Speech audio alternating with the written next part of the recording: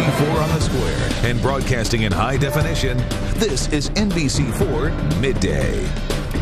And it is Tuesday. That means we're going to be talking pets here on NBC4 Midday. With me today, Greg Schneider from Barkbusters is going to be here today to tell us a little bit about what to do with your pets as we get closer to the holiday. Now, we talk about this every year, but there are just things that you need to think about. And one of the biggest things heading into Thanksgiving is the food. This is not necessarily food for Fido. Absolutely. I think we want to be mindful that we like to share a little bit, and a little bit is okay, but I think there are a number of things that we should avoid, maybe fatty and spicy foods in particular.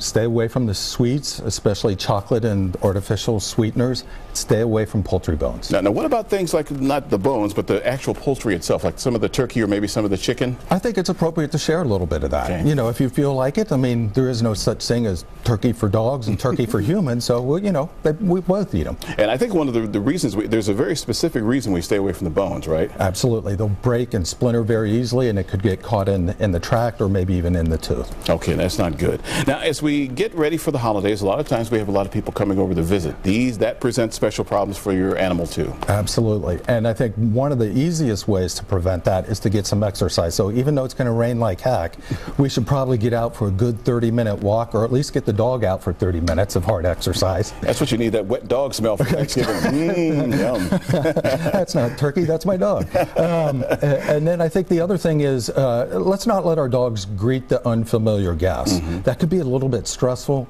And speaking of stress, you know, they'll pant a little bit more, so we want to make sure that we pay attention to the water bowl. And in a similar vein, we also want to make sure that the lid is secure on the garbage can, so we don't have any dumpster diving. Yeah, we don't want to have any of that happening. So we've taken care of the food, we've taken care of making sure they had enough exercise, and we got the water bowl filled up. Another thing we need to think about is any decorations. This is the time of year, usually like after Thanksgiving, you might want to start putting up the tree and the Christmas decorations. This is another special problem. It is a very big problem. And in terms of the decorations, we obviously want to try to stay away from tinsel. If we're going to be decorating a tree, we don't want to have things at the low level where the dog can get to the ornaments. And, you know, and sort of we might want to think about when do we put out our presents too. Especially if we're giving food as a present, it might not make it to the holiday. Right. So now, Greg, now if we want to get a hold of you, what's that number for Barkbusters? 877-500-BARK.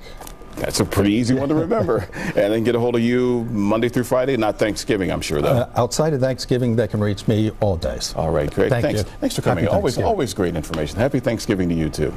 And Mike, if you have any problems with your dog over the Thanksgiving holiday, this is the guy you call. I got his number, Bob. I got his cell phone number, too. Thanks, Bob.